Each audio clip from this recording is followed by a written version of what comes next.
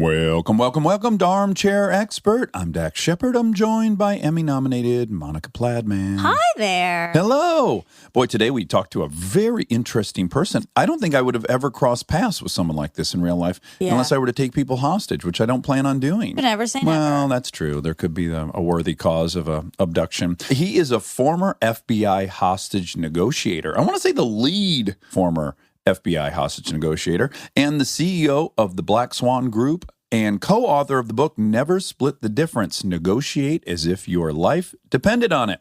He also has a master class. Chris Voss teaches the art of negotiation, which is phenomenal.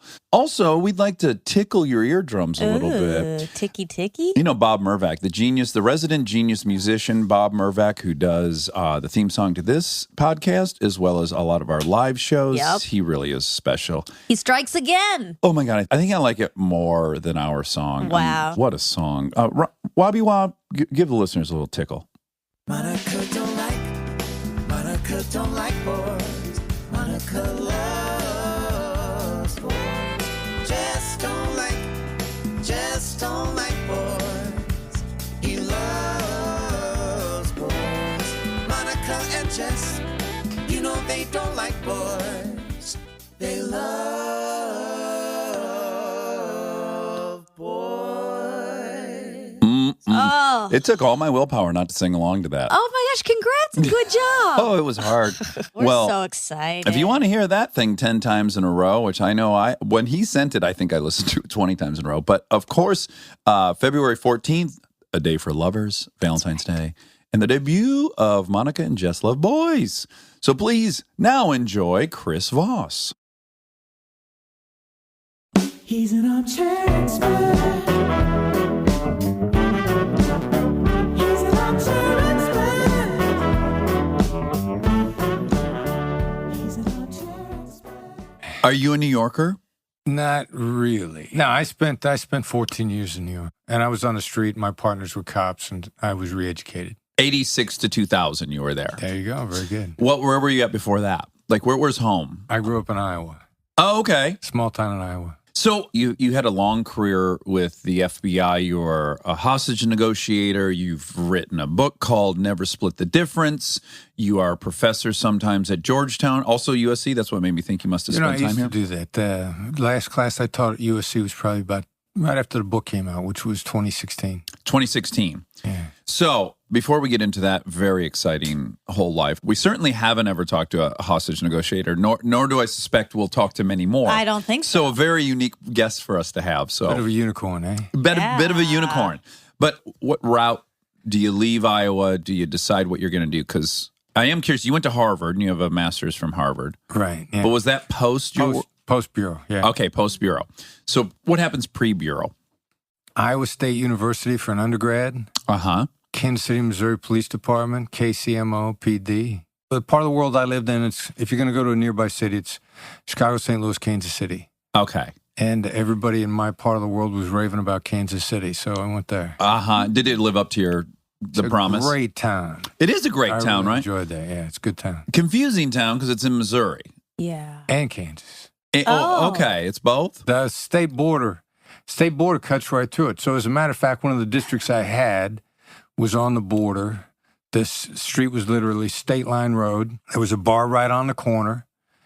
And because it was on a state line, pretty good chance anybody that happened to be drinking there on a given night was going to be wanted. So they could just cross the street to be in another state. So it made for an entertaining opportunity. Yeah, how did they iron out that jurisdiction? Like, let's say someone was being tailed in Missouri and then they drove into Kansas. What happens then? Well, theoretically, if you were following the rules, if you crossed the state line and got them stopped, then you'd have to hand them off to the locals on the other side. You're not supposed to drag people across the state line. As Buford T. Justice was trying to do in Smokey and the Bandit, if you recall. Exactly. He was way out of his jurisdiction when he was chasing the bandit. You know, my dad came to Kansas City from India. From India. He arrived in Kansas City. Do you remember stopping at any point a really nice man named Ashok? Indian man, mustache Engineer. at the time. Mustache. I don't know an Indian guy named Ashok, but It he might was a have minister. been him. Oh, well, no. It wouldn't have been him. Is Ashok a popular name in India? Is it like Mike?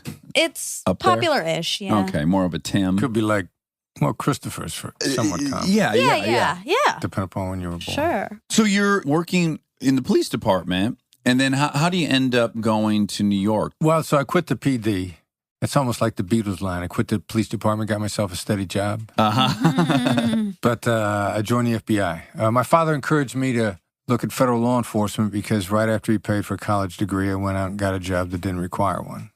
Right. Sure. Yes. Did you study criminal justice in college? I studied business. Oh, okay. You know, it occurred to me that I might change my mind before I got out of school, and I wanted to have something to fall back on. Sure. And what drew you to law enforcement to begin with? Gonna sound stupid. No, nothing sounds stupid. So I saw a movie about two New York City cops when I was 16 years old, based on two guys that really lived. It was called The Super Cops. Okay. And these guys were really innovative, creative, independent. Of course, they didn't do anything their bosses told them to do. Right. Put a lot of bad guys in jail. And the community loved them. So you had a very specific take on what you wanted to do as a police officer. Yeah, kind of. I mean, I wanted to be creative. You know, I didn't realize that at the time, but it is in my nature to disregard the things that my supervisors told me to do. Yeah. Now, me too. Great resistance to authority in general. I blame it all on a lot of stepdads who showed up every couple of years and had a new game plan. I was like, hold on a second here. Why are we doing this? What do you think yours is rooted in? Yeah, I don't know. It's a good question. My father was a really independent guy. And I probably come from his example. I didn't realize it at the time because I grew up mostly working for him. And, of course, he was accomplished tasks, but he never told anybody how to get the job done. He just, if he pointed at your problem, said, figure it out and go do it. What was his business? He was a middleman for oil companies. He was what was called an oil jobber. So the guy that was between the major corporation and the gas station or whatever end user was. Okay. And he was in charge of Shell Oil at the time. I grew up with that as a symbol of our family. Yeah.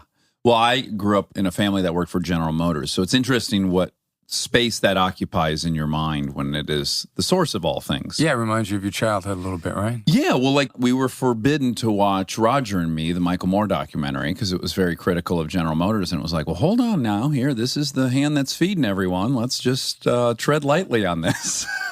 Interesting, right? Yeah. I later became a liberal in Hollywood and allowed myself to watch it. And I was like, pretty darn good documentary, all things aside. Your inner liberal came out. Huh? It really did. Yeah, it flourished here. This would be the place. Oh, yeah. So how did you make your way into the FBI? Did you just cold call, knock on the door there? Yeah, you kind of, and ideally you get a little bit lucky because I was originally looking at the Secret Service. My father had a buddy who was a Secret Service agent, and I met this guy, and he said, I traveled all over the world with the Secret Service. Which blew me away because I'd never been anywhere. I think I'd seen Canada from a distance. So I thought, travel the world. How cool is that? And I had no idea one federal law enforcement agency from another. I had no idea what the differences were. Right. So the service wasn't hiring, but the Bureau was. The Bureau just put on a really big hiring push. And I went down. They said, what are you doing here? I said, I want a job. Filled out the application and relatively quickly got in. Wow. There's a physical component, right? Because we have two really good friends back in Michigan. One is an agent, and one is about to become an agent. Yeah. And there's a pretty... With the Bureau. Yeah. Outstanding. Yeah, so the female is the one who's about to become an agent. And the physical training she had to do kind of shocked me in a good way. You know, there's a certain amount of pull-ups required. There's all these standards that I found, pretty interesting. Well, they've toughened them up a little bit over the years, too, because when I went through and probably up till about mid-90s, you need to be in reasonable shape when you got there, but they could whip you into shape. Now, the problem is it's harder to fire somebody for being out of shape than it is just never let them in the first place. Right. Which makes a certain amount of sense. So they changed the rules after I went through, whereas you got to pass the minimums before you get there. Right. And when I went through, they relied upon you to raise yourself up, which most of us did. But you got to be in pretty decent physical condition. And what kind of training do they know where they're going to feed you or what track they're going to put you on? Is there an evaluation period where they go, oh, this guy might be good at this? Are they evaluating what kind of natural abilities you might have? No, not really. It was completely generalist when I came out. Now, I've heard that since they try to point you in a direction of either national security or organized crime. But what really matters is when you get out, there's a lot of cool things you could do, man. The great thing about the Bureau is, since we investigate investigate every kind of crime, somebody is breaking along what you think is cool. Like, it doesn't matter what you think is cool. Yeah. You could be into art. You could be into interstate trafficking. I see the Great Dane. Could be interstate trafficking of Great Danes. Sure. Somebody's breaking a law.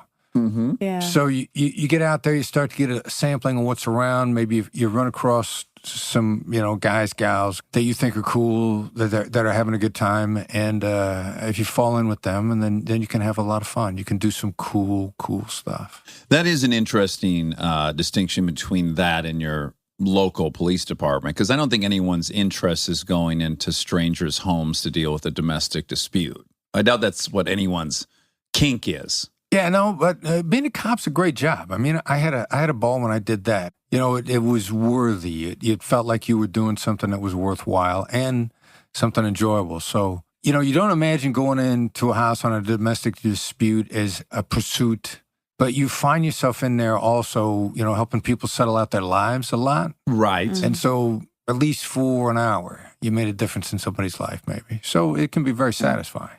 That's a good point. Did you see the movie End to Watch? Really good cop movie, LA Jake cop Gyllenhaal. movie. Jake Gyllenhaal and Michael Pena. Michael Pena. Oh, yeah. the two guys they're running from the drug cartel or something, right?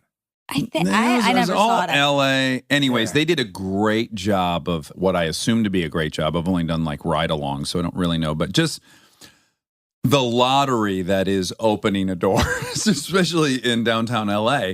Who the fuck knows what's on the other side? Right. And they did a great job of just how chaotic that is when that door opens. There could be any number of things happening inside there. Yeah. And that was the element that I was like, oh, yeah, that's a specific type of person that's up for that.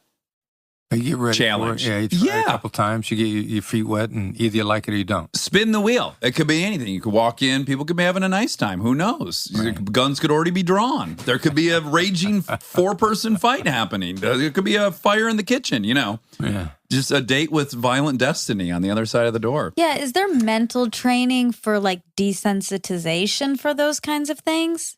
Or not really? Not really. Yeah. Not yeah. so much. Seems like maybe there should be. Let's see if you can swim or not, right? Yeah. Whew. God, I hesitate to even bring it up because I've forgotten the name of it, but there's a fantastic documentary currently on Netflix I just watched about these 2 officers in Texas who have kind of took it upon themselves to really specialize in de-escalation. And they end up in a lot of negotiating situations. And it's kind of a paradigm shift for the police department to really start looking at good tools to de-escalate. Yeah, because when you first get in, so you don't waste time, they're taught, solve the problem and move on. Now, a high enough percentage of the time, probably 75% of the time, you come in, start barking orders, and get things calmed down at least long enough till you get out. Mm-hmm. But you don't really know that it's not doing any good long term. So actually learning de-escalation and calming people down, if you're lucky enough to run across somebody who's good at it, and then you're astonished at the magic somebody could do. So for a short period of time, I remember one of the guys from Vice, I started riding with him. The guy was a magician at being nice and talking to people in a completely different way. Is this early 80s? Yeah. This is crack epidemics just starting to hit? Or Well, not it quite hadn't yet? hit in Kansas City. Okay. It's probably hitting, we're a couple of years, the drug waves comes across the U.S. But he worked some magic with what he said. And I can remember just going like, wow, that was cool. It's a very hard job. I don't think it can be done perfectly. It's just too messy. One side of the equation is already committed to not giving a fuck about the rules. So it's an inherently messy endeavor quite often. And I just was shocked with the kind of precision by which they were really good at that and that they've had a lot of success in it. And it was a very interesting, unique perspective I got to gain on a few different nights. Yeah. And it cool. was Well, it's eye-opening. Cool to watch guys that are really good.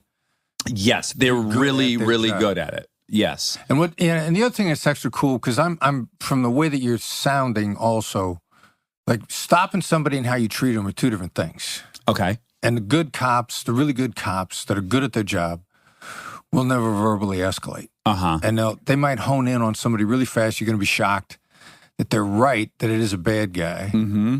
But when they really get good, they don't raise their voices. They don't escalate. They learn tone of voice. And looking back on it, tone of voice is magic. I talk about it a lot. I mean, one of the reasons we're here is because I did the master class. Yeah, which I watched a good deal of, and it's really fascinating. But and yeah, we're going to get into it. tonality is awesome. And I learned it from those guys and good cops, investigators, interrogators, and also great FBI agents that I worked with. They were soft-spoken guys and then would absolutely work magic. Like no cop that yelled at people would ever be good at getting in confessions, developing informants, working with the community. Like one of the best investigators I ever ran across, if he had somebody want to interview, he'd bring him in, set it down next to his desk, get the guy a cup of coffee, and he'd sit there and start doing his paperwork. Mm. And eventually, the bad guy would say, so what am I looking at? But no pressure. Right, right. You don't really get anywhere by putting pressure on people. It's a bad idea. Yeah, I like to hear that because I can only come at it from my own personal point of view, which is I will meet aggression with aggression. That's just my nature. Well, it's actually human nature, too. Okay, right. Everybody's got what's called mirror neurons. Mm-hmm. And it's an involuntary reaction. It's the other thing I learned in hostage negotiations, why every hostage negotiator uses the late night FM DJ voice. Uh-huh. But I'm actually hitting your mirror neurons, and I'm actually slowing your brain down. It's a chemical reaction. Right. Now, when we first invented hostage negotiation, we didn't know it was chemical reaction. We just knew it worked. Yeah. Right. When you watch a comedy and a guy gets hit in the head with a tree branch and you immediately start laughing, that's mirror neurons. You can experience what the thing you just saw was in your head. Your body tells you what that feels like. That's why it produces a reaction. Right.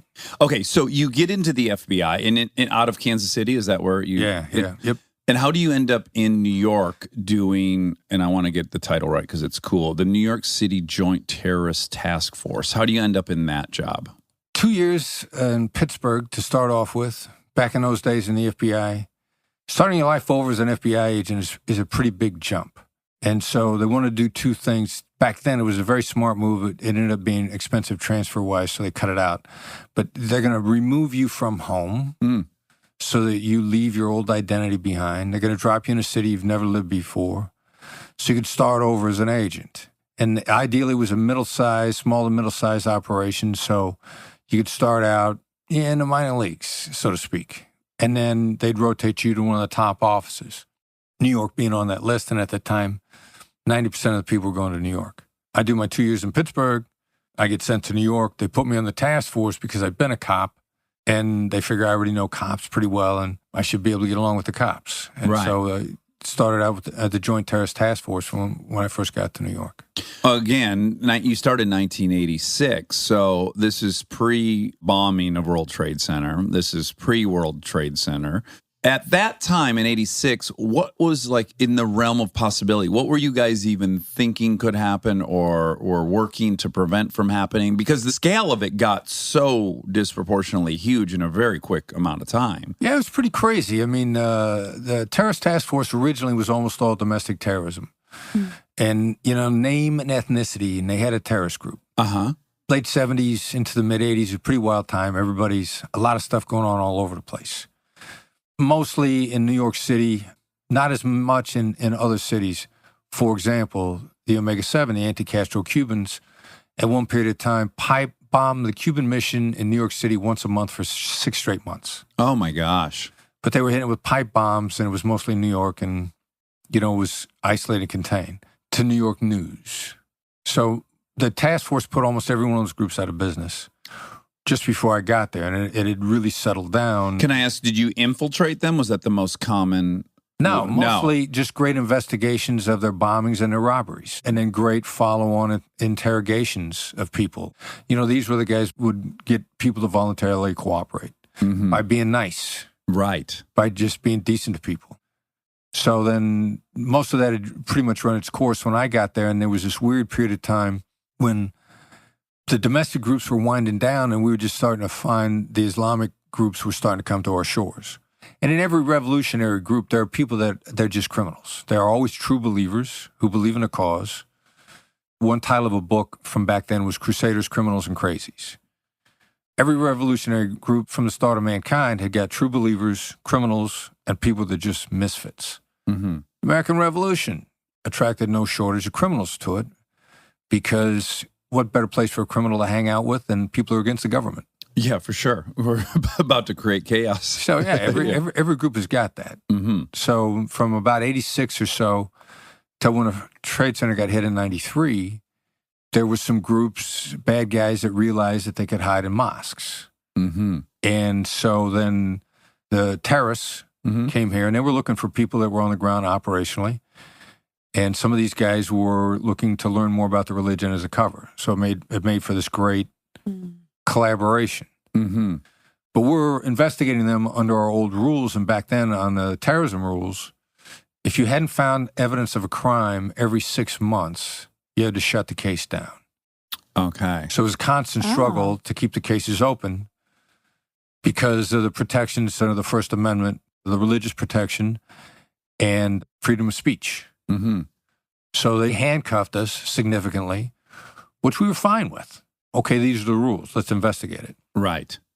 So we'd had cases that were open and closed for a while, and literally the FBI NYPD terrorist task force was in the process of being shut down when the first Trade Center bombing occurred in 93. Oh, no kidding. All of us working terrorism had been transferred to gang crimes. That was a hot thing that Congress wanted us to do. Yeah. So we took our terrorist cases, and they all qualified as gangs, and we made them gang cases. Oh, that's so interesting. And then the Trade Center got blasted, and we had been looking at all the groups that were involved in that for a number of years, but our cases were continually being shut down because, for example, a bunch of them got caught with weapons, but the guy that was driving a car had a federal firearms license. Oh, wow. And under the Second Amendment, the right to keep and bear arms. Yeah. Somebody's got literally a trunk load of weapons. Uh-huh. But the guy had a federal firearms license. Ooh, that's got to be rough to watch those people walk away. Yeah. Ugh. Yeah, but you want to play by the rules. Right. Yeah. So we played by the rules. And so just to remind people, because a lot of people weren't even born then that are listening, but in 93, there was a bomb in the parking garage of the World Trade Center. Right. Which was also Osama bin Laden, right? He was behind that. People have looked back at that and said that was the birth of Al-Qaeda. Right. That was kind of their coming out party. So you've done a fair amount of research. Clearly, the guy that hit the Trade Center in 93 is the nephew of the guy that organized 9/11. Yeah, what was his name? It's escaping. Well, 9/11 is Khalid Sheikh Mohammed, and 1993 is Ramzi Youssef. Uh-huh. Give me terrorist for 500. This is terrorist Jeopardy, right? I'll take Egyptian terrorist for 500. Who is the nephew and the uncle?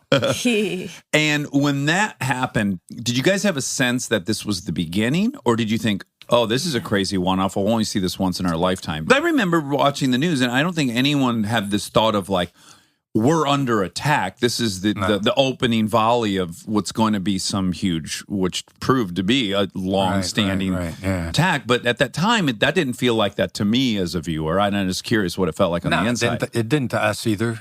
Ramzi was on the run for a while. He was on the run for 93. He was like this crazy one-man terrorism wave. He had stuff cooked up. He wanted to blow up 12 airliners simultaneously over the Pacific.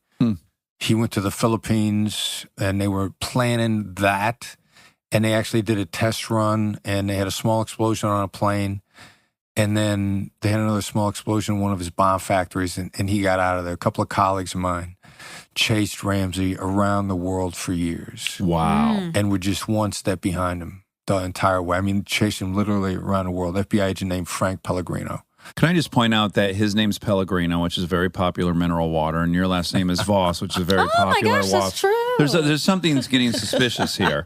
If one of your friends is named Bill Perrier, I'm going to go this whole thing. Yeah. Janet Dasani. Well, here's what bothers me about Voss water. Please tell me. The Rock is doing Voss water. I should be, and he didn't ask me for permission. He's putting everything out there as Voss world. You have a I was in a Voss world before he was in a Voss world. Absolutely. You just need to put on 160 pounds more of lean muscle mass, and I think you've got a case.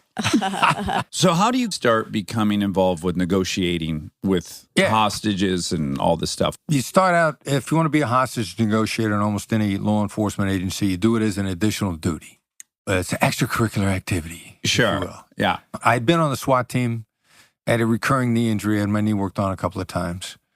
And so I thought, well, before the knee gets blown out entirely, let me stay in crisis response. And I literally, to this day, I remember when I first thought about it, I thought, how hard could it be? I talk all the time, negotiation and talking, right? I could talk to terrorists. How hard could that be? Yeah. And initially tried to get in and was summarily rejected by the woman who was running the team.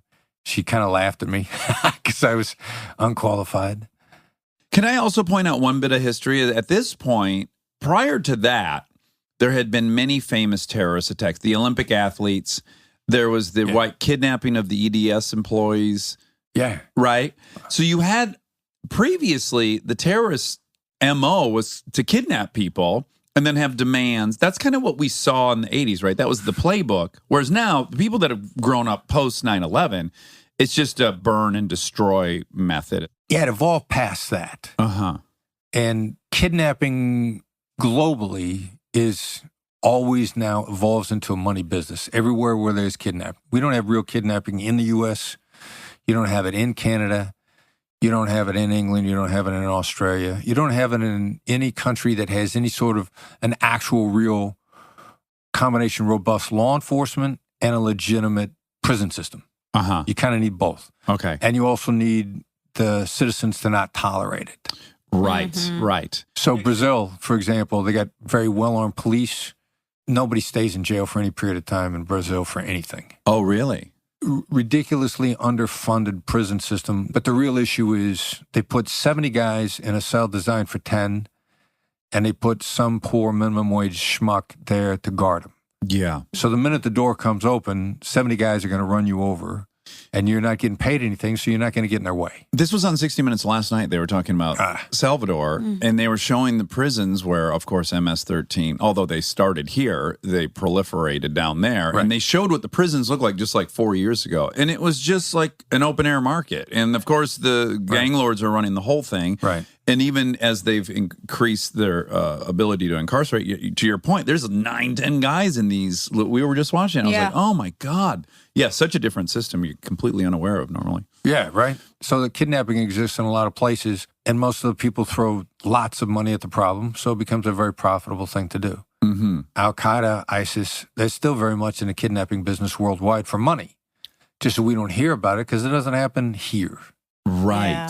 And do you think, what percentage would you imagine of these happen under the radar where they kidnap someone, it doesn't get public, they get the money they want, the person goes back, and it's just no one's ever made aware of it? A lot. A lot. Yeah, a lot. Okay. Enough so that Al-Qaeda pretty much funds their operation from kidnappings in North Africa. No kidding. Yeah. It's very lucrative for them. Oh, wow. So when you were being taught the tactics of negotiation, are those fundamentally the ones that are still being taught, or has that field evolved rapidly as more and more disciplines are incorporated, psychology, all these different things? And all this stuff still works. I mean, it's one of the reasons why hostage negotiation works for business and personal life. We didn't have the term emotional intelligence, but it's just quantum speed emotional intelligence. And we used to think the stuff worked because they were bad guys and they were kidnappers. But it works because they're people. And everybody's wired a certain way. Stay tuned for more Armchair Expert, if you dare.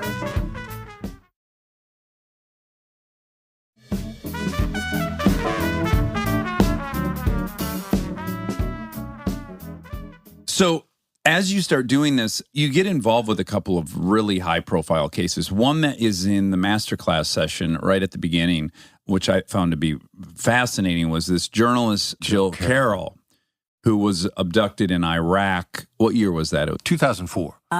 While that case was going down, I was going through Harvard Law School's negotiation course. And Christian Science Monitor headquarters was in Boston.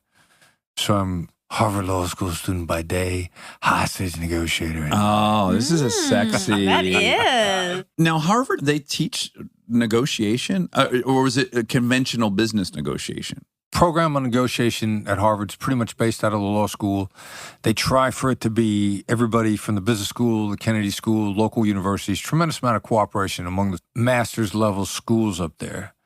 But they try to make the center of gravity at the law school. And they, I had bumped into them, and they were heavy into the empathy the way we defined it, and also active listening as we defined it. But we found out, as it turned out, our active listening was more evolved and more defined than theirs was at the time. So tell me what active listening is. Well, it's really just a set of skills. It's really proactive listening. I can get you talking by giving you the right kind of prompts at different points in time. Both nonverbal and verbal, or the whole Mostly gamut? verbal. Okay. Yeah, because principally most of the stuff we did was over the phone. Okay. You know, you can give some nonverbal encouragers, like the world's greatest nonverbal encourager to keep somebody talking is a simple head nod. Yes, I've tried to master that on this show.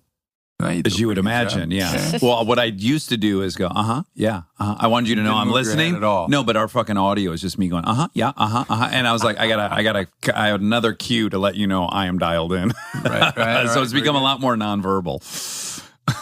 But tiny little nonverbals. You don't need to do big stuff, but the head nod is a big one. Right. And so, how did you end up being the go-to person for the Jill Carroll case? You got appointed at some point the lead negotiator for the FBI, correct? Well, for kidnapping, for international kidnapping. Okay. Crisis negotiation unit. It was run at the time. My former boss, Gary Nessner, phenomenal negotiator and a visionary guy in his own right. And then at that time, he sort of handpicked, assembled the people that were into it. You know, we had a track record. We were into it. We worked hard. And each of us had something that we were into a little bit more. I loved the international kidnapping, and it overlapped with terrorism, and I had the most terrorism experience. And I have to imagine you'd be hard-pressed to find a job that probably has a more rewarding moment than when it works. Yeah. I mean, you've literally talked someone out of being killed. There's not higher stakes. Yeah, no, it's eminently satisfying. And even more so in kidnapping, also, there's an entire victim family. A person gets kidnapped, but it changes everybody's lives. Mm-hmm. And family members suffer PTSD at the same rate as victims, which a lot of people didn't realize. That makes sense, You get grabbed, at least everybody in your immediate family, if not handled properly, are going to be hurting for years. Yes. And can you tell me some of the just kind of global rules, right? In that all we know, I would imagine, audience, myself included, we watch movies, people get kidnapped in movies. There's policies, right? Like the U.S. doesn't negotiate with terrorists, right? Doesn't make concessions. That's an extremely carefully worded fine line. So break that down for us. What does that actually mean in practice? Well, we shouldn't be scared to talk to anybody under any circumstances. And communication process is actually a tremendous evidence-gathering process. Like we were working a kidnapping in Trinidad one time. We get our hands on a bad guy, but we're not 100% sure it's him. But we've taped the calls. So they sat him down and just played the tapes for him. And he said, all right, you got me. So it's the communication process is a tremendous treasure trove of evidence and also influence. So why would we want to walk away from that? That doesn't make sense. As long as we don't make concessions, as long as whatever we do is designed, there's an important phrase, deny them the benefits of ransom. Deny them the benefits of ransom. Because do I have it right in just the overall theory is if the U.S. government pays $10 million to get a senator back, let's say, then the next day 80 senators are going to get. Is that the theory behind it? Well, with pricing, you're talking pricing issues now. How easy is it to get the money? How hard do they have to work for it? How much do you pull out of them? Does giving bank tellers bait money encourage bank robberies? Well, no, because they don't get that much money when they go out, and then the money becomes evidence. It's an accepted way to deter bank robberies. Okay. So you don't give a bank teller $1 million as bait money. Mm-hmm. You give him enough money so that the bad guy thinks, well, I got something.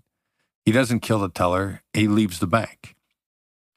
Ideally, there's a die pack that explodes. Right. But even if there isn't, you got the money, you know the serial numbers, and money is ridiculously easy to trace. Right. And ideally, in a kidnapping, they go out and they spend the money. They spread it out among their buddies. There was a series of kidnappings along around about 2000 in Ecuador. The same kidnapping gang was hitting oil platforms in October. And just as I was coming into the unit, they hit another oil platform right on schedule and took 5 Americans hostage. And the negotiation was on, and the K&R companies were going to pay on the insurance.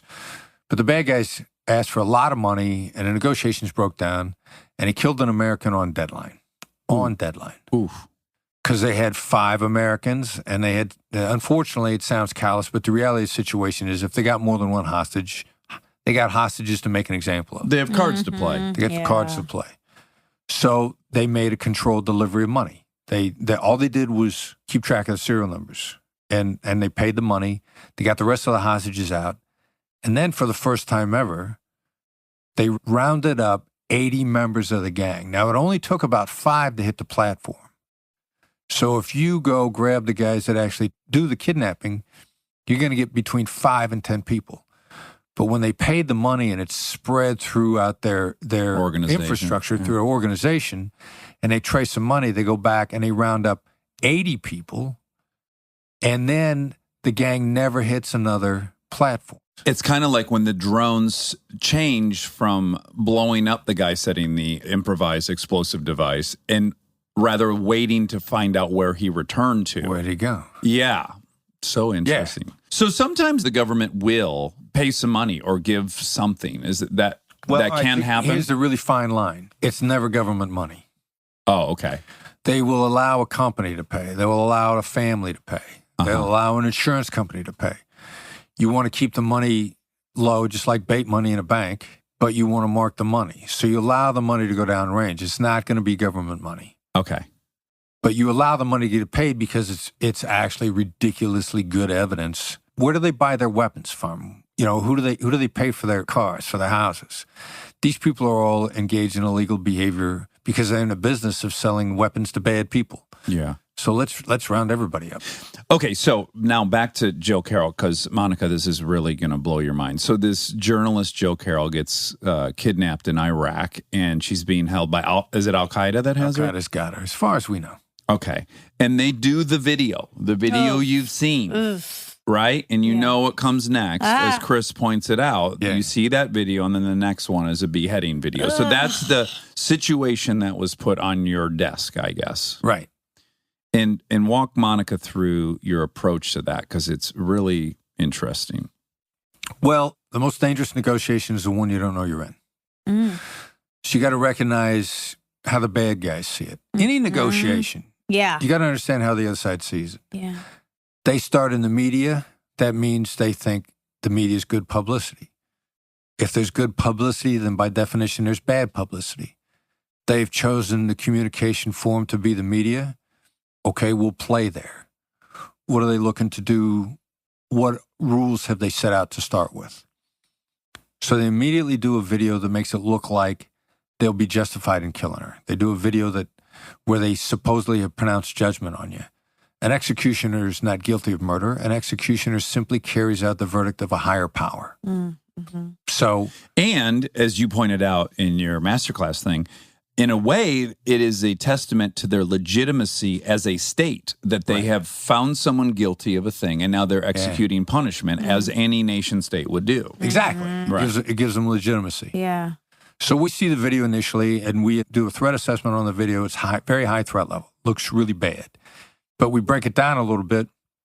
Among the things they did that give us an opportunity to change the game a little bit is they picture her with her hair uncovered. Now, if she's under their control, then it's their fault that she's being disrespectful. It's their fault that her hair's uncovered. Right. They could have easily made her put anything on. Exactly. Yeah. Right. So among the things we take issue with through the media and through, quote, surrogates in the media, they disrespected her. Oh, they allowed her to be photographed with her hair uncovered. Then the other thing that we do is looking at the culture from their point of view. Who can make a statement in the media and tell the indisputable truth? And that seems obvious, but everybody wants to put spin. Very few people tell the indisputable truth. So we want to go with her father. We're coaching different members of her family, but we got to accept the fact that her father's going to have the most important voice. In that culturally, because that's where the honor stems from the father. Yeah, sure. Her father is very coachable. All we can do is offer coaching. It either makes sense to you or it doesn't. We can ask you to do it a certain way. It's your choice whether or not you do it. I never had a problem with anybody in the media because we would let people know up front, and we would go to an outlet in the media and we'd say, here's the deal. You got an exclusive interview. You don't get to ask a single question. Jill Carroll's father wants to make a statement. If you want that video, and you don't have to take it, Right. but here are the ground rules. Never had anybody double-cross me on the ground rules up front. Here are the ground rules. You feed what he says intact into the Middle Eastern media, into your outlets. Send the video out there intact. Ideally, at the time Al Jazeera's picking the stuff up, it's their choice whether or not they pick it up. Everything's voluntary. We coached Jill Carroll's father, and the indisputable truth is he couldn't say that she was innocent. But what's indisputably true was that she wasn't their enemy. So don't get on the camera and say, my daughter's innocent. They're going to expect that. He got on camera and said, my daughter's not your enemy. Nobody could argue with that. Right. He pointed out several other things that were indisputably true. Well, specifically, she's a journalist. And if what you want is exposure to your cause, what she is doing is she's in Iraq reporting the truth back to the West. So Yeah. if you have a truthful statement and you are on solid footing, that's the message that's going to get back. Right? Exactly. And Yeah. that's what she was doing, and it was indisputably true. So we don't realize at the time, we don't find out till afterwards, but they see her father on camera, and she tells us later on that her captors came to her and said, your father's an honorable man. Wow. Now, at this point in time, we don't know, but it's game over. They can't hurt her if they've said that about her father. respect him. We respect your father. Yeah. We have to respect you. Wow. But the very next video she's in, the executioners are not in the video and her hair's covered. Isn't that Okay, wow. unbelievable Wow. that they controlled that The whole scenario 9,000 miles away? So they did do another video. They did another though. video. Okay. They did a total of 3, Oh, but clearly they're listening. we go from a high threat video Yeah. to really a video. And she said that they coached her to cry. Wow. She's crying on camera. People in her family are saying, it doesn't That's look not- real to me. Interesting. But the threat is no longer there. Now we got bad guys that are saying like, all right, so we don't know what to do now. Yeah, they don't know what to do, which is also Right. dangerous, right? It's a dangerous scenario that they're directionless in a way. There's, Right. there's Yeah, opportunity there, and there's also They could the just guy say- with the worst idea might win that day. It's still very fluid. Yes, yes. So we got to stay on top of it. But we know our messaging is getting through. And again, the messaging is getting through surrogates that are choosing whether or not they want to repeat it. And we would say, here's what we think. Say what you want. And in those kind of cases, it would happen a lot. People would go, don't tell me what to say. Really? And then they'd say what we told them, what we said Oh. they should say. That's Right. But they just wanted to feel like they were free to say it. Yeah. So the messaging keeps up, and Christian Science Monitor, they took full accountability for her. They were willing to do whatever they could do without breaking any laws to help. They were wonderful. She worked for a number of media outlets. Christian Science Monitor was the only one that stood up Oh, really? to stand for her. So they took our guidance, and then they did a third video. Not only was her hair covered again, she wasn't crying, but they did a better job letting her wrap her hair, because the first time they had the headscarf on her, it looked like it was hastily put together. And the last time, she was completely put together. She was calm. She looked like she was being well taken for. And we saw the last one, although she still wasn't out, the threat level was almost completely gone. And then, lo and behold, poof. She appears on the streets in Baghdad, They let almost her in the out. exact same place that they grabbed her. Wow. And would you, I mean, That's amazing. yes, and when you, Great I think case. when you think of the movie version, is like you picture Chris on a plane and he's got an earpiece next door, but the whole Yeah. clandestineness of how the message got out and stuff is just really interesting. And Yeah, Yeah. we had everybody work together really well on that case. yeah, People that we needed to have listen to us. it's so fascinating. So I was curious about this Steve Centanini. Steve. Centani in Gaza Strip. I don't know that story. I just read that was one of your other Of successful course ones. you don't, because we did a good job.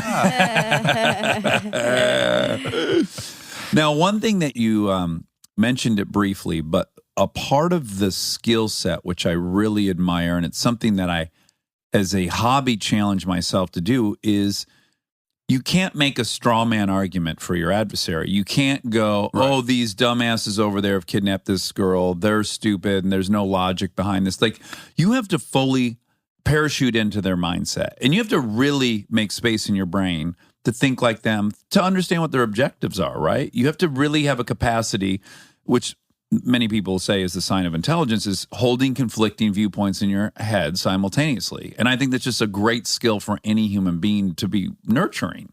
I agree with you 1,000%. Although it's actually a little bit easier. It's you really not getting in your way. Okay. It's just being genuinely open-minded and realizing that everybody's kind of driven by the same issues. It really doesn't matter. You know, there are identity issues, there are autonomy issues. Do you have a decent vision of the future for your life? Is the world the way you see it now, is it going to provide a better place for your kids? Mm-hmm. You know, what's the future look like to you? Yeah. Now, you could have a very distorted vision, but it's really focused on those three things. What's your identity? What's your autonomy? What's the future look like? But I would imagine the thing I always push up against is like the easiest thing is just to label people evil. Right. That's just a cure-all. Now, you know, that yeah. explains everything. But that doesn't explain a fucking thing, right? You have to start by giving enough respect to your adversary to go like, they are rational within their worldview. What is that worldview? How do I understand how... Yeah. Somehow to them, this is rational. And it's incumbent on me to figure out what that thought process is, or I can't begin to predict what they want. Yeah. Right? No, If I don't treat them as somebody that's semi-rational, that has an objective, how can I give them what they want? And it's also not being afraid to articulate what their point of view is. Right. I don't know what your beliefs are if you can't say, okay, here's what you believe. Right. Yeah. And a lot of people just simply refuse to do that. Like the First World Trade Center case you were talking about, the trial was in a civilian court. We trialed Islamic terrorists, a guy with legitimate Islamic religious credentials. And we had Muslims testifying voluntarily against other Muslims. Mm-hmm. Voluntarily, didn't have to. World didn't come to an end. Manhattan didn't melt. Every Muslim we put on the stand who testified voluntarily, we would start with pretty much the same approach. I would sit down with them and I'd say, you believe that there's been a succession of United States governments for the last 200 years that have been anti-Islamic. Mm-hmm. And they would blank. They're not expecting you to understand what their issue is, right? They'd say, yeah, that's it exactly. Yeah. Now, I never said it was true. Right. I never said I agreed, and I pointedly never said I disagreed. Yeah. I said, here's what you believe. Mm-hmm. And it's astonishing how far you can get in any conversation with anybody if you start out by saying, here's what you believe. Mm-hmm. Oh, anyone who's found themselves in a relationship, that is a skill set that is imperative. People mostly, or at least I believe, want to be heard, right? Felt seen. Seen and heard. Yeah. You're absolutely on the money with that. It's such an act of good faith to say, I see you, I hear what you're saying. Yeah. Doesn't require you to say, I agree. Right. I think that's where people get hung up. They think by being able to state the other person's point of view that they're somehow condoning it, or you know what I'm saying? But that's not the case. No. And that's that fine line. And it seems so hard for some people to get over. Yes. But even as someone who's been married or with someone for 12 years, like, it's not going to happen on its own. I have to actually stop and go, before I launch into my case, what is her point of view? Right. I have to be able to state it before I start.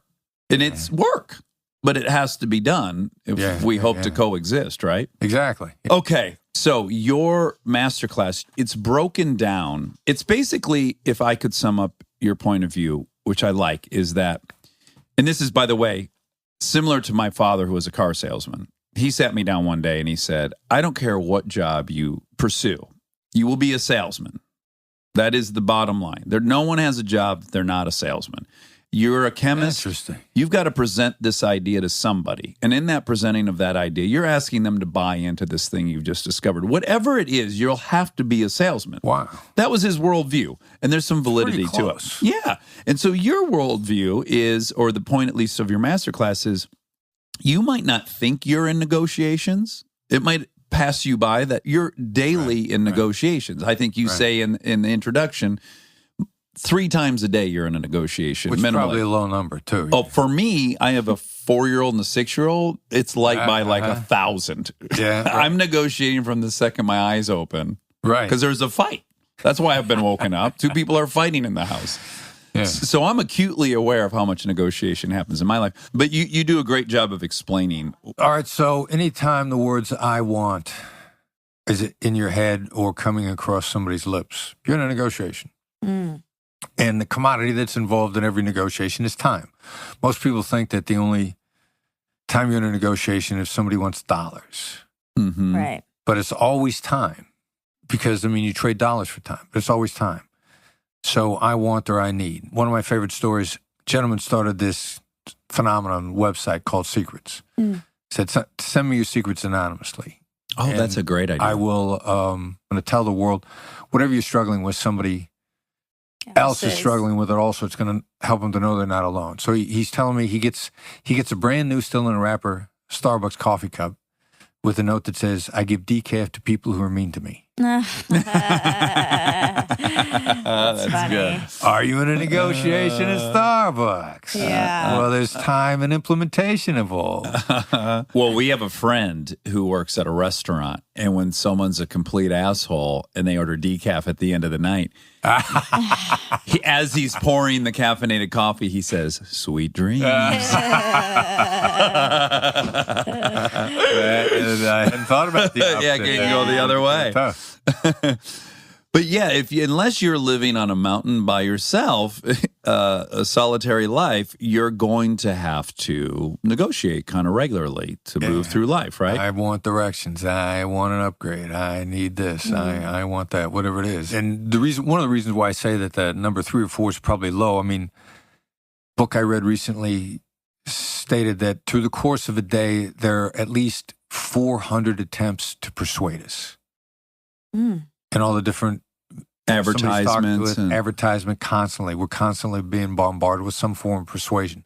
So for you, reaction in any way, shape, or form to an attempt at persuasion, you're in a negotiation. And that's not even when you're trying to persuade. These are just coming at us. Yeah. Mm-hmm. So yeah, the number of negotiations we're in every day is probably... Well, one distinction you make, and I would love to hear you talk more about it, was conventionally you think, the adversary in a negotiation is the other party involved, when in fact the adversary is the negotiation. the adversary is the situation. Yeah, I think that depersonalizes it in a way that's helpful. Well, and that was the point. I always refer to a counterpart, not your adversary. If you think of the other person as your adversary, then you're kicking into conflict too much. Mm-hmm. And you got your backup, and then they're going to get their backup, and it's going to eliminate It almost options. Yeah, and then it has to fall into the protocol of winner loser.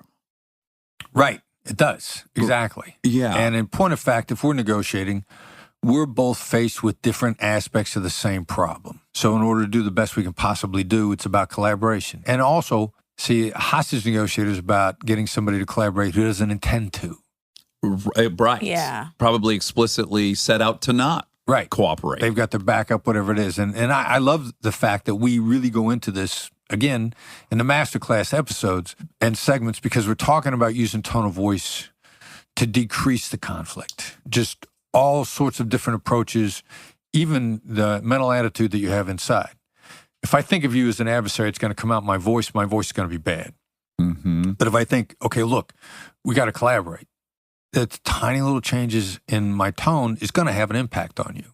It's actually going to go straight back to, you were talking about the gang crimes guys and their intuition. Mm-hmm. Intuition is simply recognition. And so when I change my approach to you, your intuition is going to be, if I'm thinking you're an adversary, your intuition is going to pick that up. Right. And it's going to set you off. But if I'm thinking, look, we got to collaborate, if that's overwhelming in my mind, your intuition is going to pick that up. Mm-hmm. Yeah. And it's going to change how you respond, because if I don't feel like I'm attacking you, then you're not going to feel attacked. Or you'll feel less attacked, at least. So I think you might like this. One of my very best friends in the world is an older Hollywood entertainment lawyer, and he's just one of the best to ever live. And I one time was driving with him in Wyoming, and I said, what is your unique talent? Like, what is it that has made you so good at this job? And he said, well, I don't know if I'm unique in it, but I can tell you my main goal right out of the gates is I need as much information as possible, Right. because I need to find out what the other party wants emotionally. Right. Because it's not what you'd think. It's not logical. Like, let's say you're negotiating with a studio. You might think it's about they're not crossing this $20 million threshold, right? But it might not be that. It might be they want a sequel. Like there's so many elements you could focus on. And the real skill is isolating what is the emotional attachment someone has in this. This guy's good. That's exactly it. And then there are certain emotional attachments that are predictable. A little bit like what I said before, autonomy, identity, what's the future look like? Tell me that you're going to lose yourself, your autonomy. Is that what you're saying? Yeah, or if you feel forced into anything. We knew this in hostage negotiation. I started to learn it more in all negotiations. A guy named Jim Camp wrote a book in 2002 called Start With No. And he wasn't trying to get people to say no, but Jim pointed out that the freer you are to make a decision, he used to call it the right to veto. As long as I tell you up front, it's okay to say no. You can say no to me at any time. I preserved your autonomy. You're not going to feel backed into a corner. If I come at you with this yes nonsense, trying to get you to say yes, this whole yes momentum bilge is every time I get you to say yes, it's a micro agreement and it ties you down. That's to take your autonomy away.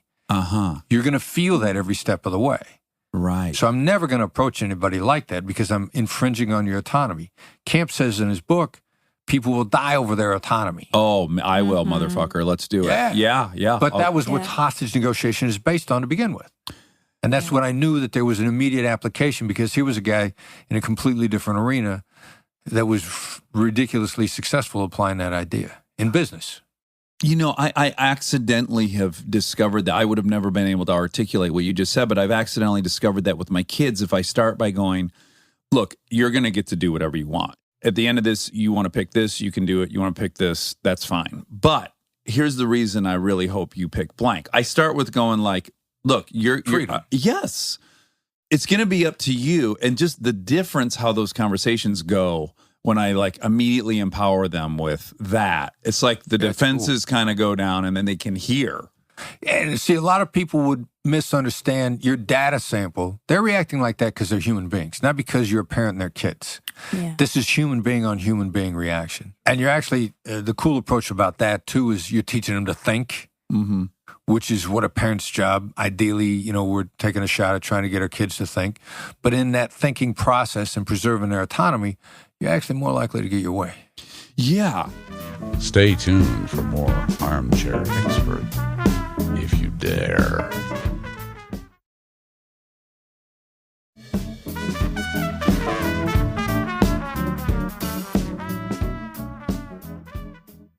And I wanted to ask just kind of like an ethical thing, because the title of your book, which is Never Split the Difference, I could imagine where the takeaway or just the knee jerk might be like, you would think it would be like a winners take all approach. But now talking to you and stuff and learning about what you believe, I have to imagine that you do think compromise on some levels ultimately a good aim.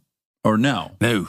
Oh, here we go. We're off to the races. That's obscenity. Okay, tell me. You're a heretic. I mean, is it not? Should people be trying to get what they want all the time? Is that the evolved approach? You should be open to the best ideas. See, the crazy thing about never split the difference is, if I'm going to live by those rules, I have to be willing to accept you might be completely right. Break that down better for me. Not better. So not meet halfway, relinquish the whole thing over to you, right? You might be completely right. I gotta be open to what you have to say. I gotta know where you're coming from. Your attorney friend before was talking about gathering information. I gotta gather some information from you. It's not likely, it's actually a certainty that you know something about this that I don't know. It's an absolute certainty. We call them black swans. What are the tiny little pieces of information that'll change everything? You have something that I don't know, and if I find out what it is, I may completely change my perspective. I've got to be open to that. Okay, that's good. You will rise to the greater truth. What's the best deal? I cannot have the market cornered on the truth or the facts. I mean, this is a thing that a lot of people argue over. To use a military term, it's an asymmetric world. which means you can't possibly have all the information. None of us ever can. Mm-hmm. You're going to have stuff that I don't know. I'm going to have stuff you don't know. What would really bake your brain is what's in the overlap. A long time ago, Donald Rumsfeld was famous for saying the unknown unknowns. But what's the overlap in the facts that each of us have that the other doesn't have? It's impossible to say what that is.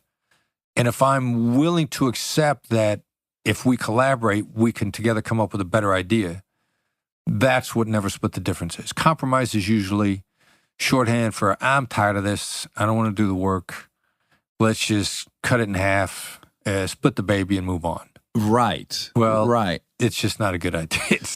Okay, now, in the episodes, you go through a bunch of different things. It's kind of broken down, if I'm right. Tactical empathy, mirroring, labeling, mastering delivery, body language and speech patterns, the value of no, bending reality, and mock negotiations. These are all episodes within it, right? There's a lot of cool stuff in there, isn't there? Yeah, so we've touched on several of these.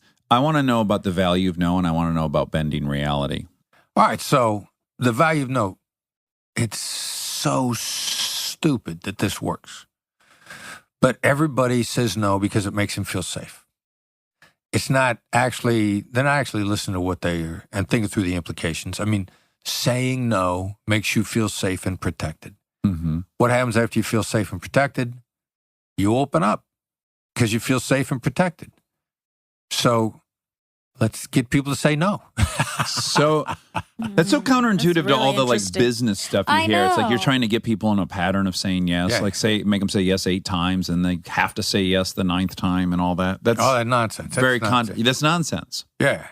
But, all right, so something as simple as I check into my hotel today.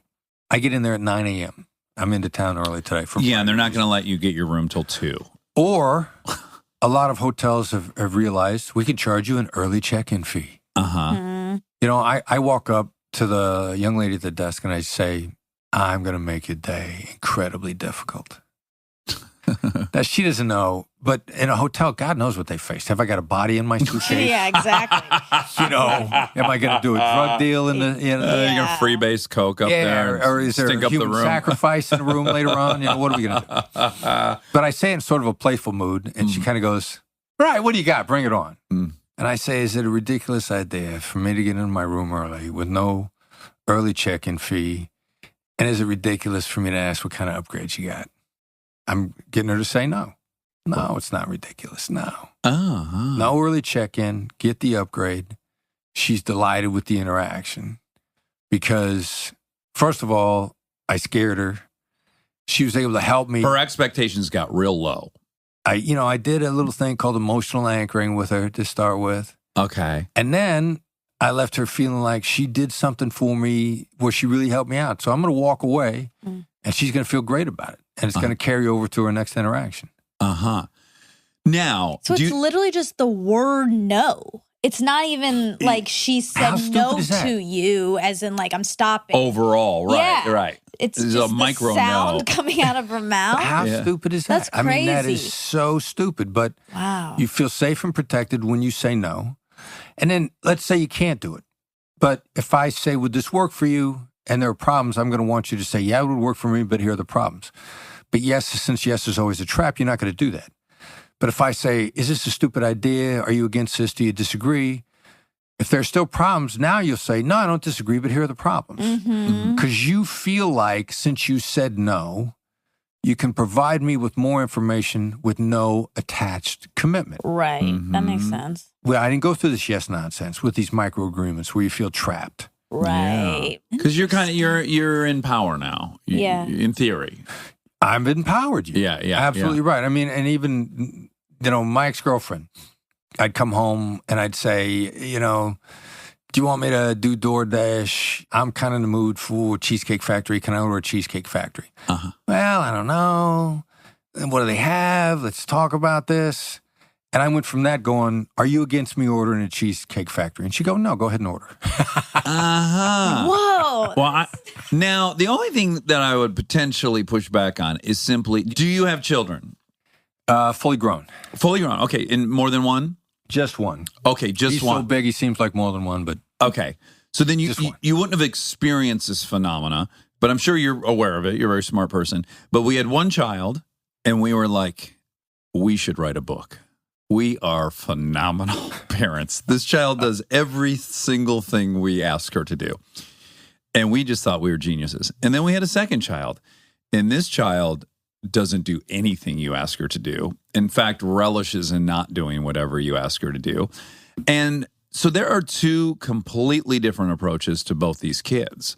So one blanket statement, weirdly, the no thing works amazingly with the difficult child. interesting. I have to start everything that way. You're in charge. You're the boss. Not I want you to do this. I don't want you to do the thing I really want you to do. Because she just has to go 180 from you. She was just born that way. With any of these approaches, it can get a little, I think, a little blankety in that it would work for everyone. But I just, in my own experience with my two kids, I know I have to have nearly opposite approaches to get what I want out of this situation. Yeah. So isn't it possible that for some people that no Isn't thing it is possible? that's It's a yes-oriented question. a yes It's possible or that a case of Jack Daniels will fall out of a passing airplane and land on top of your new house out here. Let's hope. Let's hope. Is it possible? Is it possible? Okay, let me just be more direct. Is it too simple to say that either the no approach or the yes approach is the best approach for all people when I myself witness such staggering differences in how people want to be talked to? All right, so first of all, best chance of success. Mm-hmm. And this is something I learned from, a phrase I learned from my boss, Gary Nessner. You know, what's our best chance of success? Nothing is guaranteed. Mm-hmm. You know, everything has some flaws. You start with what's your highest percentage chance of success based on different drivers of human nature, but also adjusting to the person in front of you and treat them how they need to be treated. Not how you want to be treated, but how they need to be treated. Like have a game plan and also be flexible and ready to pivot. Pay attention to how it's landing with the other side. Right. Like I'm not Exactly going to right. say possible ever again in front of you. I learned that from you just now. I know that's Is it possible? that's a trigger word for you. So I'm going to redirect. And I'll think of a very similar word that's not possible. That went by me. Okay, so that's the value of no. I really like that. And now what is bending reality? Our emotional reaction to loss, and this is not me, this is Danny Kahneman, Nobel Prize in Behavioral Economics, 2002, Prospect Theory. Kahneman and Tversky cooked it up. Amos Tversky died by the time the Nobel Prize was handed out. Danny Kahneman has made no bones about the fact that Amos would have got it too, but he had died. Okay. Loss stings twice as much as an equivalent gain. Say that one more time. A loss stings twice Oh. as much as an equivalent gain. Makes sense. Monica and I have listened to like 5 different podcasts about this where they do these Right. experiments where people can Yep. either lose money or win money. Right. It's simply in the phrasing, the exact same odds. Yep. But if you present it first as a loss, you can predict the decision. And if you present it as a win, yeah. High percentage. But everything in life is like that. Like junior varsity player salesperson will say, you know, implement this system. Your return on investment will be 20%. You get 20% better every day. A varsity player will say, do not use our product and lose 20% every day. While you sleep, you're going to lose 20%. That's the same thing. One's a gain, one's a loss. We don't lay up at night with insomnia over gains. Mm-hmm. Yeah. We sleep like a baby. Everybody stays up at night. You lose sleep, your stress, your anxiety, anything that keeps you up is over a loss of some sort. It eats at you. It keeps you from sleeping. You think about it in the shower. You think about it when you're driving. What's the loss that's under your skin that if you do nothing, you lose? And that's the difference between the A players and the not the A players, because the A players know that the loss is going to get under your skin. You're not going to be able to shake it until you do something about it. Do nothing and lose. We are more likely to make a decision to avoid a loss. That's our first move. Well, how many guys enter marriage counseling to perpetuate their marriage versus save their marriage? One's a loss, one's a gain. Yeah, interesting. I never met anyone that was like, oh, you know what? We decided we'd love to perpetuate this thing another 20 years, so we started marriage counseling. Yeah, I want to keep this up. Yes, it doesn't work that way. Like, yeah, no, it's a loss, yeah. But as soon as you're looking at losing the person, all of a sudden you're open to all kinds of things. Right. Well, you know what? It makes me immediately think about great chapter in Blink by Malcolm Gladwell. Have you read that book? And it talks about what's going on biochemically. So we have evolved, right, to get a dopamine reward if we eat an in-season ripe berry. It's a very pleasurable experience, and we get a little chemical to reward us because we've just nourished ourselves, and that's good for our longevity. If we eat a poisonous berry, we will get a dump of cortisol and other negative chemicals, and those are 10 times as strong as dopamine. As a chemical, it's 10 times stronger. And he said that carries into your life. So if you tell your wife 10 times that you love her and she gets that dopamine bump and you call her a fucking bitch one time, there's a reason that takes at least 20 more I love yous because you're a fucking bitch gives a cortisol dump. And just the chemicals, you can't compete with the chemicals. You can't think your way out of it. Right, exactly. And that loss is that. It bends reality. It does bend reality. Ooh, that's delicious. Yeah. Monica just was in her reality bent. Sure, yeah. I don't know where I am. But Monica was just involved in a very high stress negotiation, buying her first home. 11 bidders. Ended up. Congratulations. Thank you. Well, do you know she won yet? We wouldn't be talking about this. I probably wouldn't be smiling if, He is quick. He could read me. He's quick. Yeah. But it ended up in like a probate court live auction with other people. You want to talk about a fucking stressful. It was very stressful. And I think she could have really benefited from some of these. I guess. But it was just money. So I couldn't like convince, although we did have a strategy. We had a strategy. It was a strategy. Bugs Bunny. I get a strategy here. There was emotional. Well, we were very emotional because the house is right there. So we're now neighbors, and it's so exciting. Best Perfect friends. scenario. We get to be Makes for a good commute. Exactly. Yeah. So we were hyper emotional going in when we felt like nobody else is this emotionally invested. And so I went in with Kristen. She came with me. And she's a very famous person. And it was so intimidating from the get-go just to even have her present there. Yeah. I mean, she wasn't bidding. It was a real disruptor. Let's just say that. Yeah, take every advantage you can get. I know. And she's like making all these jokes as if there's just no way we're pressure. not getting it. Yeah. She's in a lively mood. But it was stressful indeed. I think you would have enjoyed watching the entire scenario from beginning to end. Yeah, no kidding. Well, emotionally intelligent to be making jokes. Exactly. To lighten the mood. And it lightens the mood, but then everyone is getting more and more intimidated by the second. This person is making jokes. I'm not in the space to be making jokes because I'm nervous. Like, that's what they're thinking. This person cares so little in a way that means, she's just so confident she's going to get it. They don't even know. She's not even the one bidding. Right. She's just there with me. She's just moral support. But the fact that she's there, people were... She was your nice SWAT team. She was a SWAT team, but in a completely different emotional vibe. Exactly. Very good. Again, we already talked about it, but you're in all these different negotiations. But how can people apply these to teenagers, children?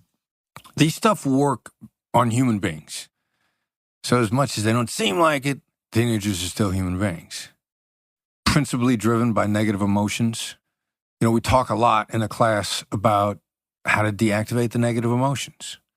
And as stupid as it sounds, a 2-millimeter shift to deactivate a negative emotion goes from denying someone the right to have that emotion to simply recognizing it. There was a neuroscience experiment that showed that the only way to diffuse negatives was simply call them out, the elephant in the room. You don't get rid of the elephant in the room by denying that it's there, and it's relatively ineffective to pretend it's not there. But if you just say, look, there's an elephant in the room, and this is what it is, then people are far less intimidated. So give me a practical example of a teenager having that negative emotion. What would be an example of that, and what would you say? And now let's preempt it. Let's be proactive. Let's get out in front of it. If you deny a teenager something, what are they going to say? I hate you.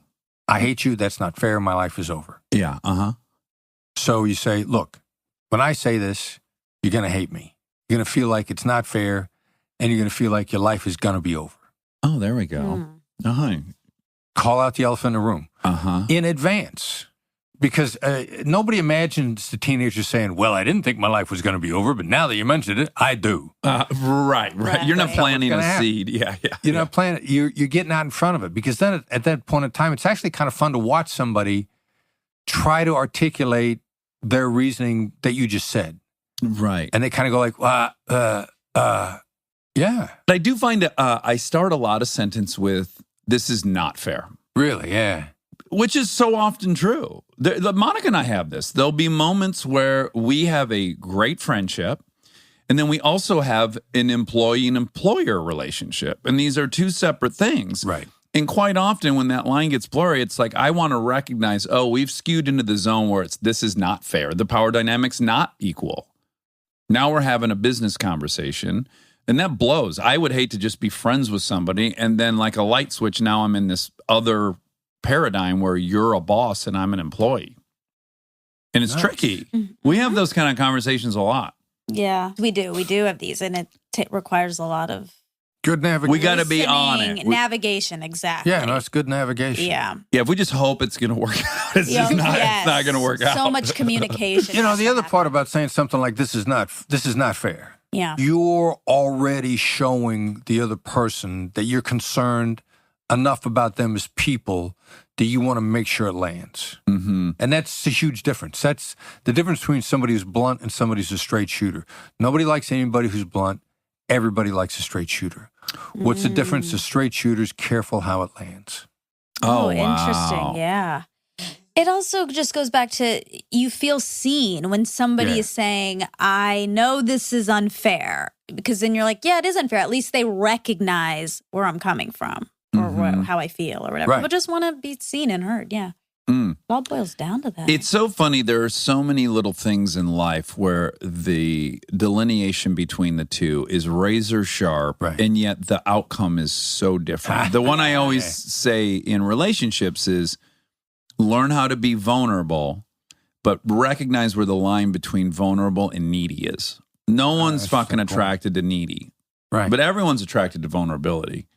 And that is a razor thin border between those two things. I'm going to claim I made that up. Okay, good.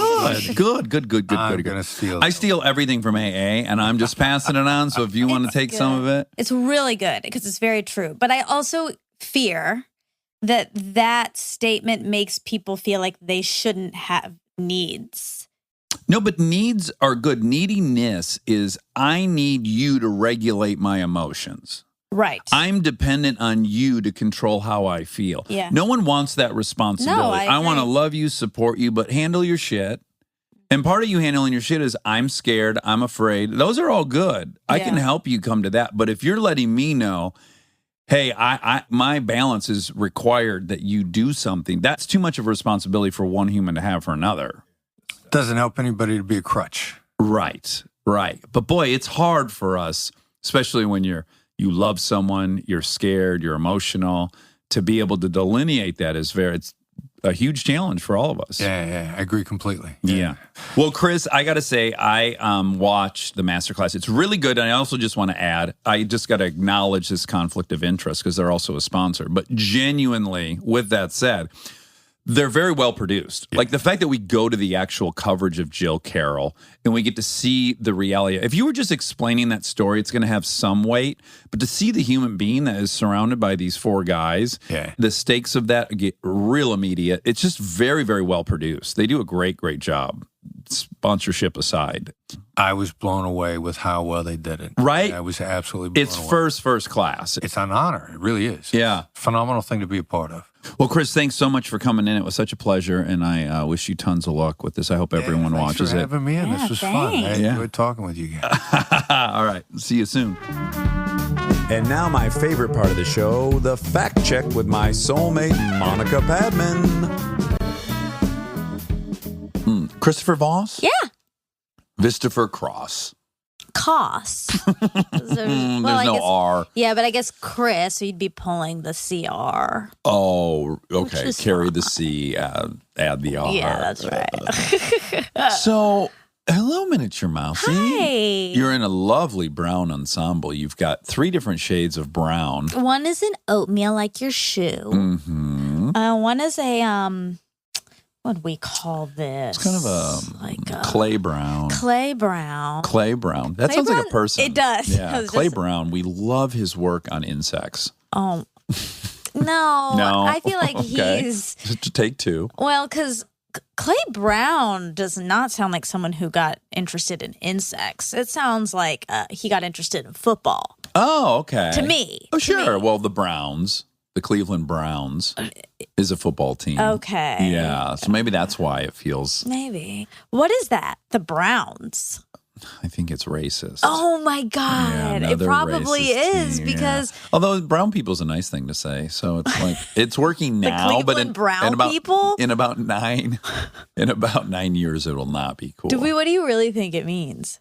I have no idea. Well, let's ask. Hey Google, what does the Cleveland Browns team mean? No. Bad question. On the website mentalfloss.com, they say, there's some debate about whether Cleveland's professional football franchise was named after its first coach and general manager, Paul Brown, or after boxer Joe Louis, who was nicknamed the Brown Bomber. Owner Mickey McBride conducted a fan contest in 1945, and the most popular submission was Browns.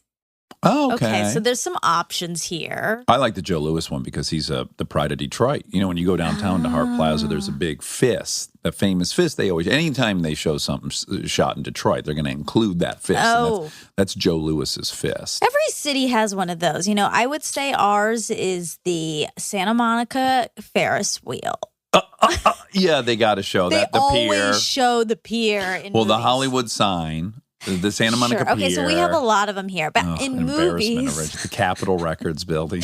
in movies, I feel like they're always showing the pier. Yeah, Santa they Monica do. Pier. They It's like a to. big Ferris wheel. In Atlanta, what is it? Maybe the Coke Museum or the The Coke Museum. It's a huge deal. It's a huge, huge deal there. Well, you or got- the aquarium. They have a beautiful aquarium. They do. Well, we love Atlanta. It's no diss to Atlanta. I'm just trying to think of what thing makes you go, boom, that's Atlanta. Coke Museum. Well, okay. Yeah. Stone Mountain. Poor Stone Mountain, because now you kind of, I do at least, when I hear Stone Mountain, I go right to the history of the Ku Klux Racism. Klan restaging a, I don't know, what you come out. What do debutantes have? They have An arrival party or a debut?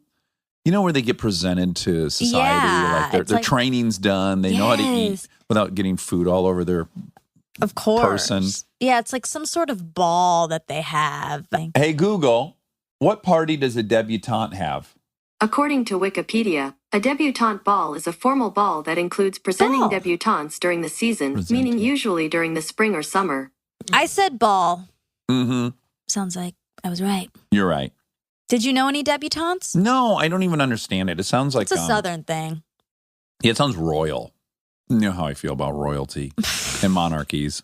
Yeah, I'm against them. I know. I know.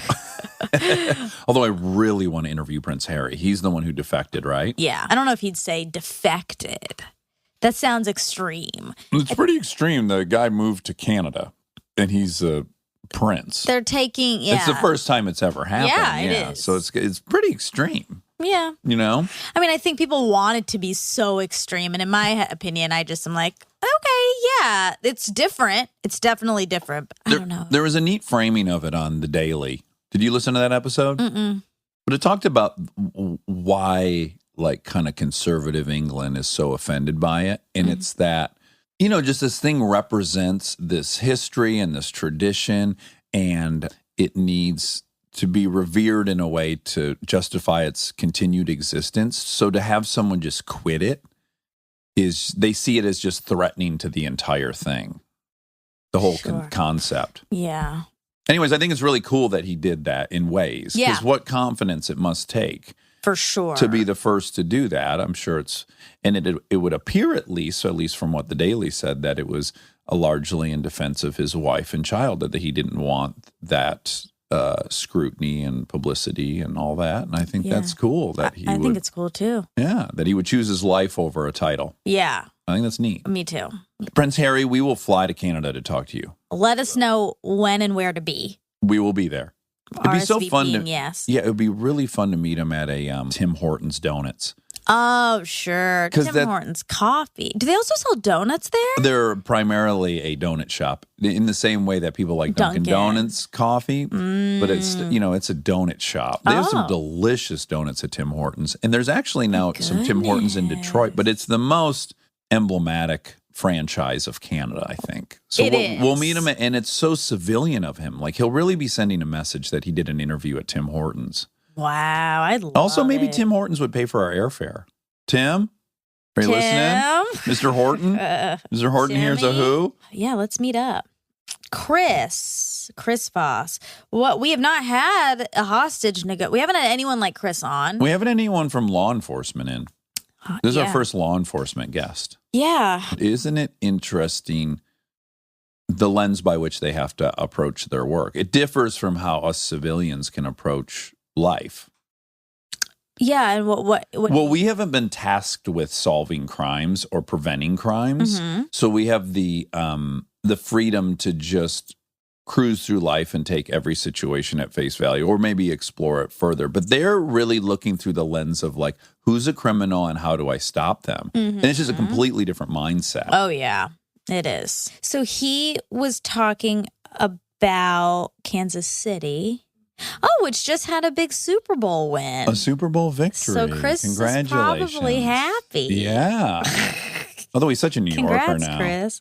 That's You would not true. start talking to Chris and be like, I think this guy's from Kansas City. You would not. No. No, you would not. But I was saying that my dad lived there. In Kansas City. Yeah. And then he said he knew an Ashok. And then you were wondering if it was a popular name. Oh, yes. So then I asked my mom. Okay. And she said, yeah, it's probably equivalent to Mark. Oh, to Mark. Yeah. Well, I wonder what she thinks is number one. Like, does she think that was number 6? I Does she think know. Mike is the most, what's the most popular name? Mike? I mean, Dave? Chris is very popular. Very ubiquitous. Very popular. Mm. Yeah, I wonder that too because, like, to me, Mark is a specific pull, It is. And I want to say it's like number 10 for males. but still very popular. You know a Mark. Well, let's find out. Hey, Google, what are the 3 most popular male names in the United States? I found 10 on the website parade.com. Oh, I wonder if Here are Mark the will be in first there. 5. Liam, Noah, William, This is James. currently. and Oliver. Want me to tell you more? No, thank you. Because I don't agree with you. No. That must be current They're babies. current. Those Yeah. are babies. Yeah. Yeah, that must be like 2019 or something. Oh, Liam. Wow. So very British. if you ask your mom this question in 30 years, she'll likely say Noah. Yeah, exactly. Ashok's kind of like Noah. Okay, and then you said that you watched a documentary on Netflix. Oh, can I say something really quick? Yeah. Because we now learn the name of the documentary I was talking about. The Thud. Oh, right. Yes. The psychological experiment about the DSM and the thud. Yeah, and people going to psychiatric wards and saying that they're just hearing the sound thud, and then everything else they have to tell the truth about. Yeah, and you found it. I found it. So it's called, and by the way, I found it with the help of some armchairs. So thank you guys on Instagram who reminded me. It's called the Rosenhan Experiment. And the video that you can watch is called Rosenhan Being Sane in Insane Places. Okay. Pretty fascinating. Pretty fascinating. But anyways, I just wanted to update people on that. Yeah. Yeah. You found I it. wasn't pulling that out of my ass. Nope, you were right. Yeah. Okay, and then you watched a Netflix doc, about 2 officers in Texas. Do you remember the name of it? Because there's a couple that came up when I typed that in. The Force, No. the 7-5, Cop Watchers. None of those sound familiar, Fuck. but none of those sound right. They didn't sound right. Dang They didn't it. sound right. Although I'll have to earmark it and I'll figure it out. I'll Okay. figure it out. I'll report back on which exact docket was, yeah. Okay, great. He said that there's this website called Secrets where people post their secrets anonymously, but it's called Post Secret. And it was a big deal. Did it start with people sending postcards in and it was a book? Yeah, they made it into a book. But yeah, people would send things like the Starbucks cup or like random things like that. And then he made it into a book. But I remember it was so popular when I was, I think, in college. I remember thumbing through the book at like maybe a Barnes and Noble. Sure. Or what was the other one? I like the other one. Borders. I was more of a Borders guy. Really? Yes. Okay, that's surprising. Do you think that's lower brow? No, it's actually not surprising because I could see you being like, ugh, Barnes and Noble is the establishment. Well, yeah, noble is in the word. It's too royal. Nobility. But Borders. That's like, you're crossing the border. Yeah. Down into Mexico on the run from Johnny Law, from Chris. For sure. Yeah, and Borders was just enormous. I remember there's one in Town Place in Novi, and it had to be 300,000 square feet of books. I just loved it. Oh, I'm a Barnes & Noble girl. Mm-hmm. Yeah, I love it. Through. Love it. Love it. I really do love it. I love a bookstore. Yeah. They're on the decline, unfortunately. Yeah. I was thinking about this when we were watching the Super Bowl. It used to be when you watched the Super Bowl in the 80s and 90s. Well, it changed in the 90s. Let's say the 80s. Mm-hmm. Every commercial was for a product that you could purchase. Yeah. And as our economy has evolved into one that's more of a service economy, a lot of people work in service as opposed to manufacturing and selling products. Mm-hmm. The commercials now half of them are services. And I was just aware of it last night. It was like there's so many services being advertised. Yeah, that's true.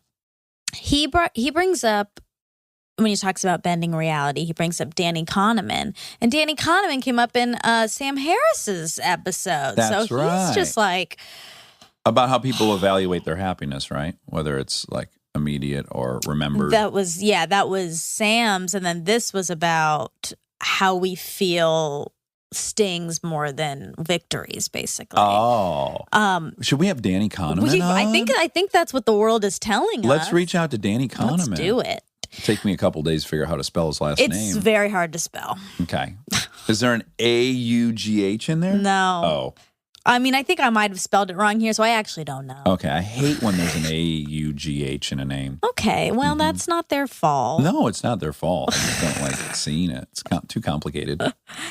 Okay, so you said that in Blink that there's a chapter in which Malcolm says that cortisol is 10 times stronger than dopamine. And I reached out to Malcolm and I asked him, point blank, is this true? And he said, no, I don't think so. It sounds like something I would say, but I don't remember saying it, and it's not in any of the indexes in my book. Right.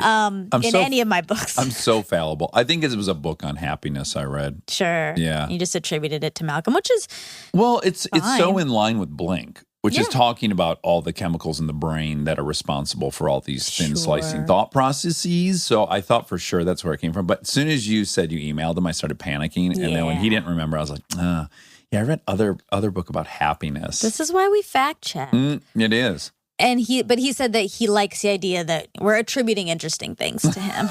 Right. Whether or not he did it or not. But did you know he discovered the source of the Colorado River? What if I just started giving him like credit for Lewis and Clark? Yeah, exactly.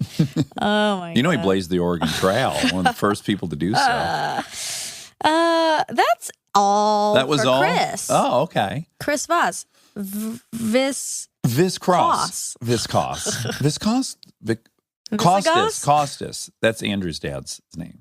Costas. Oh, it's also Bob Costas' last name. Oh, yeah. B. Costas. Robert Costas. Yeah. All right. Love you. Love you.